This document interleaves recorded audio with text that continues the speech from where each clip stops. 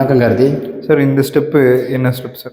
ஆக்சுவலாக வந்து ஸ்டெப்ஸ் வந்து கிரானைட்டு, இந்த நெத்தி ஃபுல்லாக வந்து வால் டைல் கொடுத்துருக்கேன். ஓகே. ஸோ அது வந்து ஒரு எக்கானமி பர்பஸுக்காக கொடுத்துருக்குறது. இப்போ நீங்கள் மேலே நிற்கிறீங்க இல்லையா, ஆக்சுவலாக வந்து இது வந்து ஒரு ஸ்டெப்ஸ் ஏறி போய் கன்னி மூளை உயரமாக போட்டுருக்கோம். ஓகே. ஆக்சுவலாக இந்த ஃப்ளோரிங் இருக்கு இல்லையா, இதுதான் ஏகத்துக்குமே கொடுத்துருக்கோம். சரிங்க. பட் இது மாத்திரம் கன்னி மூளை மாத்திரம் பார்த்தீங்கன்னாக்கா கிரவுண்ட் ஃப்ளோரில் இன்னும் உயரம் 5 படி இருக்கும். இதில் வந்து சின்னதாக குட்டியாக கொடுத்துருக்கோம். சரிங்க. ரூஃப் ஹைட் குறைச்சதுனால அந்த மாதிரி கொடுத்துருக்கோம். ஓகே. ஸோ இது வந்து உங்களுக்கு கன்னி மூளை எப்போவுமே உயரமாக இருக்கிறது நல்லது. இந்த ரூமுக்கு நீங்கள் ஈசான மூலையில் நிற்கிறீங்க. இந்த இடம் வந்து ஈசானம். அந்த கன்னி மூளை பெட்ரூமுக்கு ஈசானத்தில் இருக்கிறது நல்லது. ஓகே.